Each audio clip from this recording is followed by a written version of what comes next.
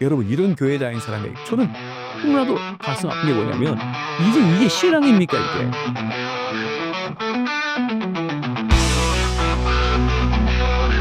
제가 지난번에 이제 그리스도의 영광에 대해서 말씀을 드렸는데 오늘은 계속 좀 이어서 말씀을 드릴 게 뭐냐 그러면 과연 성도들에게 이 자아 실현이라는 거, 자아 실현이라는 거 이게 과연 성도들에게 중요한 것인가? 이제 이 얘기를 좀 해 보면 좋겠거든요. 왜냐 그러면은 사실은 우리 몸은 우리 게 아니에요. 우리 몸은 우리 게 아니거든요. 왜냐하면은 만약에 우리 몸이 우리 거라 그런다면 내가 내 키도 정하는 것이고 내 생기도 정하는 것이고 내 건강 상태 또 성별, 국적 또 나이 이런 걸 다 정할 수 있거든요. 근데 우리는 내 몸에 대해서는 아무것도 내가 관여한 게 없어요. 그래서 태어난 날도 내가 마지막 돌아갈 날도 관여가 하나도 안 됐거든요. 그러니까 우리 이 몸은 사실 우리 게 아니에요. 우리 게 아니고 하나님의 것이란 말이에요. 우리의 몸은 하나님의 것인데 그래서 나는 하나님에게 이 몸을 잠시 빌려 쓰고 있는 거거든요. 그렇다 그러면 몸에라는 신앙적 관점을 가진다 그러면 과연 우리 몸을 갖고 있는 사람이 자아 실현을 한다는 게 하나님께 또 빌려 쓴 이 몸이 자아 실현을 한다는 게 과연 기독교적일까라고 생각해 본다 그러면 의문을 품지 않을 수가 없어요. 왜 그러냐면요. 우리가 군대를 가잖아요. 군대를 가게 되면 그 군인의 개인의 몸은 개인 것이 아니라 국가로 귀속이 돼요. 국가 거로 귀속이 되고 국가에서 사례를 주고 국가에서 먹여주고 또 나아가서 국가에서 전진하라면 전진해야 되고 이것들이 개인에게 있는 것이 아니라 국가에게 귀속되듯이 우리의 몸과 우리의 생명도 사실은 내 게 아니고 하나님 거로 귀속이 된단 말이죠. 그렇기 때문에 우리는 이 땅에 태어나서 그 수많은 사람들이 이 땅의 삶이 자아 실현을 위해서 사는데 이것은 사실 정확히 말하면 옳지 않다. 이건 옳지 않다. 그래서요. 요한복음 17장 4절에 예수님께서 이런 말씀을 하셨어요. 예수님의 인생의 목적은 뭐냐라고 할 때 아버지께서 내게 하라고 주신 일을 내가 이루어 아버지를 이 세상에서 영화롭게 하였사오니라고 했거든요. 예수님의 삶의 목표는 예수님의 자아 실현이 아닌 거예요. 자아 실현이 아니라 하나님이 하시라고 하는 일을 하나님 나에게 주신 사명을 내가 그걸 다 완수했을 때 완수하면서 하나님께 영광을 돌리는 것이 예수님의 삶의 목표였다 그러면 우리가 예수님을 따라가는 사람으로서 우리의 삶의 목표가 무엇이냐라고 물을 때 우리는 하나님께서 나에게 주신 그 사명을 완수하고 그 사명을 통해 하나님이 영광 받으시는 것이 나의 삶의 목표입니다라고 말을 하는 게 그리스도인이라 이 말이죠. 이런 사고가 바뀌지 않은 상태에서 그리스도인이라고 말하는 것은요. 그냥 교회만 왔다 갔다 하는 상태인 것이지 이 속에 내면은 전부 다 불신자랑 차이가 아무것도 없습니다. 그러면은 왜 이게 그렇게 중요한 거냐 그러면요. 왜 중요한 거냐면은 우리 어차피 한 번 사는 인생이잖아요. 한 번 사는 인생이기 때문에 결혼도 그렇고 집도 그렇고 차도 그렇고 한번 생각해 보십시오. 그 순간에 내가 차를 사는 순간에 내가 그 결혼하는 순간에 내가 집을 사는 순간에 내가 판단할 수 있는 가장 좋은 곳에 투자하지 않나요? 그렇잖아요. 나는 돈이 얼마가 있고 이 돈의 한도 내에서 내가 어떤 차를 살 것인지 다 비교 분석해 보고 그래 내가 조금 더 돈이 부족해도 내가 대출받아서 좀 더 좋은 차를 사야지. 아니면 자기 철학에 따라서 좀 돈을 아끼고 좀 낮은 차를 사야지. 이것은 다 계산해 보지 않아요? 집을 살 때도 마찬가지. 특별히 결혼할 때도 왜 이 사람이랑 일평생 살아갈 건데 정말 이 사람이 나한테 베스트인가? 고려하잖아요. 그런데 우리 인생은 항상 가장 좋은 내가 봤을 때 가장 좋은 곳에 내 인생을 걸고 내 인생을 드리는 것이 가장 베스트란 말이에요. 그렇잖아요. 그러면 이 땅을 살아갈 때 가장 완벽한 존재는 하나님이에요. 하나님. 그렇기 때문에 내가 가장 좋은 사람에게 내 인생을 올인하여서 그 사람과 결혼으로 들어가는 것이 행복의 가장 원천이거지. 그것처럼 내 인생에 가장 정확하고 무호하고 지혜로우신 그 하나님에게 내 인생을 갖다가 드린다는 것은 가장 행복한 거예요, 그게. 근데 오히려 인간은 어떻습니까? 인간은 내일에 무슨 일이 일어날지 아무도 모르는 거예요. 아마 내일에 무슨 일이 일어날지 미리 하루만 먼저 안다 그래도 우리 이 땅에서 복권 가지고 뭐 수백억의 그 부자가 될 거예요. 복권 뭐 하루만 지나면 답이 나오니까. 우리는 한 치 앞을 내다볼 수 없단 말이죠. 근데 한 치 앞을 내다볼 수 없는데 그런 한 치 앞을 내다볼 수 없는 내 인생의 목표점을 딱 둬버려요. 근데 이 내 인생이 뭐냐 그러면은 그렇게 똑똑하지도 않고 그렇게 변화무쌍한 세계에 살아가는 그냥 바닷가에 떠오르는 뗏목처럼 왔다 갔다 하는 게 내 인생인 거예요. 표류하고 있는 거란 말이죠. 뗏목이 어느 쪽으로 갈 것인지에 대해서 우리는 몰라요. 그런데 내일 일은 안 모르는데 내가 무엇을 선택해야 나한테 유익이 되는지, 왜 많은 사람들이 집을 사놓고 후회하고 왜 많은 사람이 결혼하고 후회합니까? 내일 일은 인간은 몰라서 그러는 거예요. 그렇게 내일 일은 모르는 나에게 내 인생의 목표를 거니 이 내 인생의 그 뗏목이 표류하듯이 왔다 갔다 왔다 갔다 왔다 이런 식의 인생이 왔다 갔다 하는 거예요. 그때의 분위기, 그때 환경이 왔다 갔다 하는 거거든요. 그러면 내 인생의 목표를 두고 사는 사람들, 내 자아 실현을 내 삶에 가장 중요하게 생긴 사람들은 그렇게 왔다 갔다 왔다 가다가 힘과 여력이 다 떨어져서 결국은 나이가 들어 죽고 마거든요. 자, 이런 인생은 우리는 쉽게 말해서 이런 인생은 사명감 없이 사는 것이다. 조금 더 잔인하게 말해볼까요? 이런 인생은 목표도 뭣도 없는 짐승과 같은 삶을 살아가다가 끝내 돌아가고 말았다라는 것이죠. 자, 이러한 삶을 살지 않게 하기 위해서 성경은 요한복음 17장 4절 말씀에 아버지께서 내게 하라고 주신 일을 내가 이루어, 예수님도 하나님께서 하라고 한 일을 내가 이루어 하나님께서 영화롭게 되기를 바라는 것이 나의 인생의 목표입니다라고 하듯이 여러분도 동일한 인생의 목표를 가지고 있어야 됩니다. 그렇기 때문에 인생을 어떻게 살아야 되냐면요.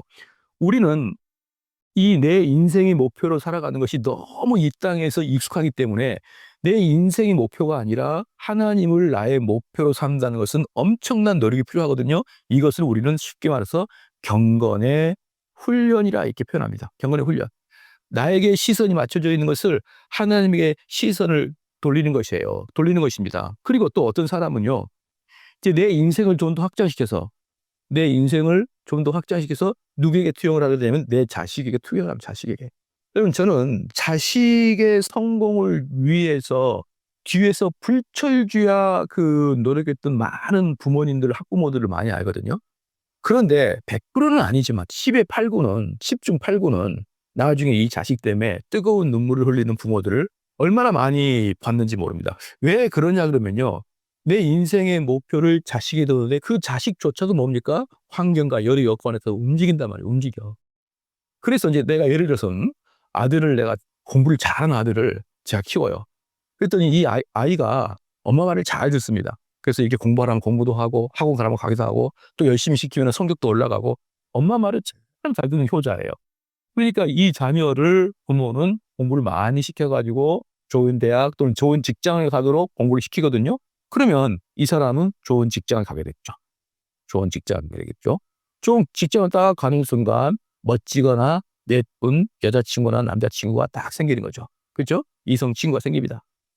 이성 친구가 생겼는데 이 사람은 어릴 때부터 어떻게 됐냐 그러면 부모로부터 부모 말을 잘 듣고 학교에서 선생님 말씀 잘 듣는 이런 우동생의 삶을 살았기 때문에 여자친구를 딱 만나면 이 여자친구의 말을 잘 들어요. 또 이렇게 훈련되어 있기 때문에. 근데 이 여자친구는 이 남자가 좋은 것이지 이 남자 뒤에는 그 부모님을 좋아하는 건 아니거든요.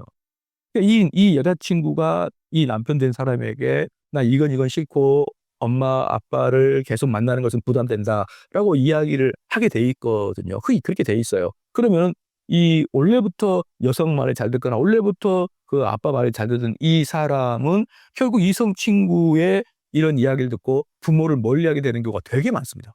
되게 많아요. 그럴 때 내 인생을 전체를 내 자녀에게 투영했던 사람들이 나중에는 그 아이가 직장 가고 그다음에 결혼할 때 자신의 목표가 확 사라져 버리는 것이죠.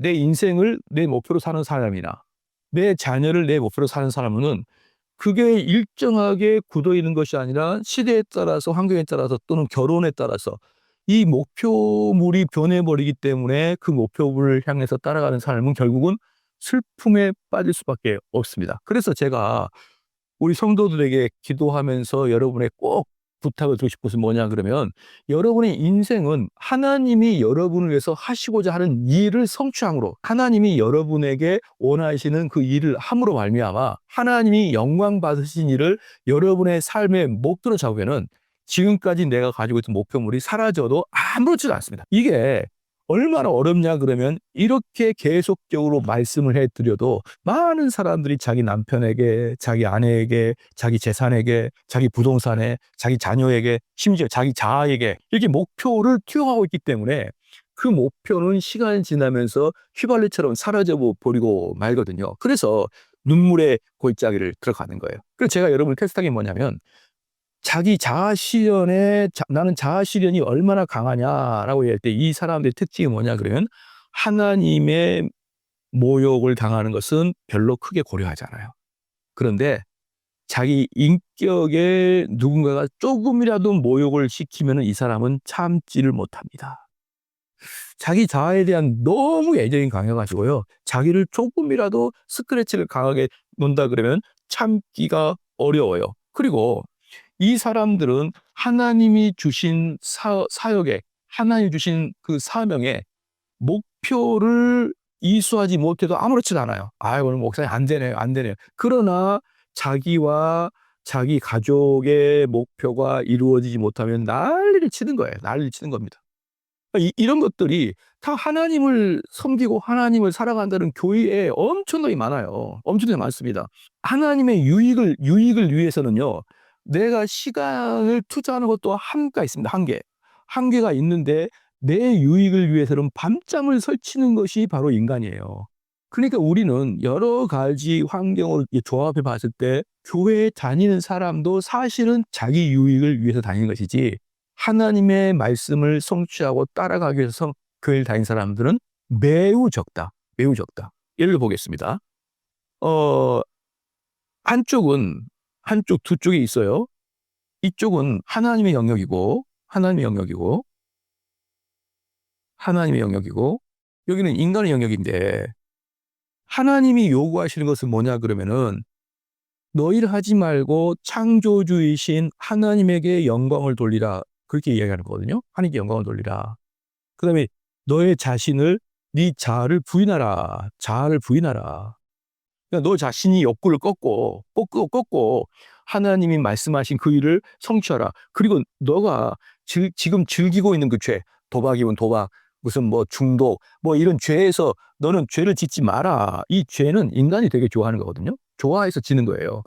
너는 적절하게 식단 조절을 해라. 이 모든 것들은 내가 하고 싶지 않아요. 그런데 이게 하나님이 원하시는 거거든요. 그럼 인간이 원하는 게 뭘까요? 인간이 원하는 것은 뭐냐면 내가 잘 되는 거예요. 내가 잘 되는 것이고요. 내 자녀가 잘 되는 것이고요. 내 건강이 잘 되는 것이고요. 내 사업이 잘 되는 것이고 우리 부동산이 잘 되는 거예요. 그래서 이것은 인간이 좋아하는 거고요. 이건 하나님이 좋아하는 거거든요.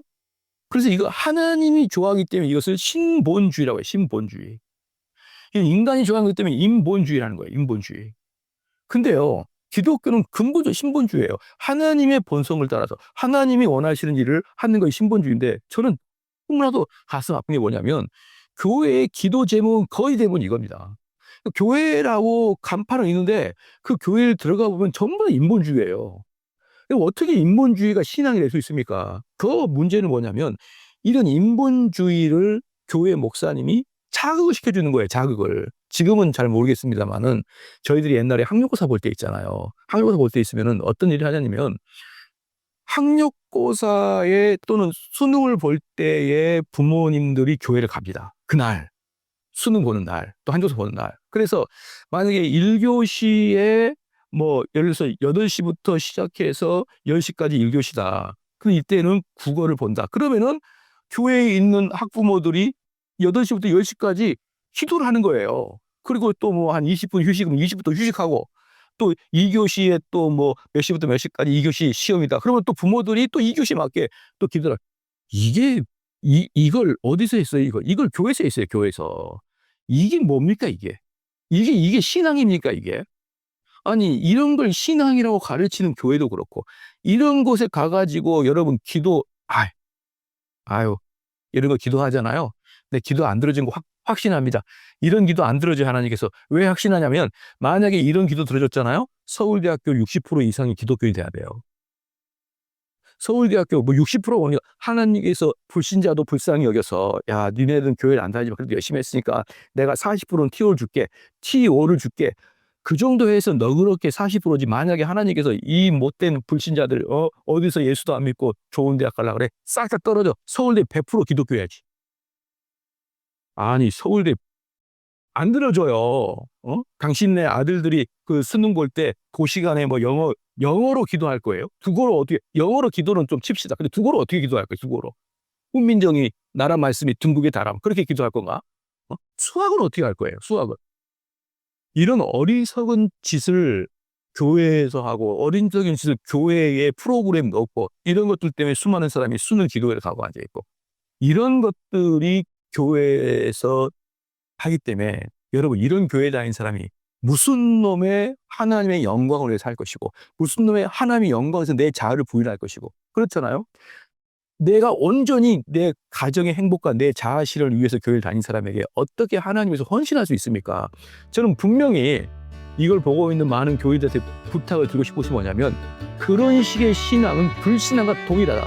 불신앙과 동일하기 때문에 여러분의 거듭남을 통해서 이 시각 자체가 하나님을 가장 섬기고 하나님을 영화롭게 하는 것이 내 개인에겐 가장 행복한 결과가 온다는 것을 믿으시고 여러분 삶에서 자아 실현이 아니라 하나님의 영광을 위해 삶 그런 사람이 되기를 축원합니다. 감사합니다.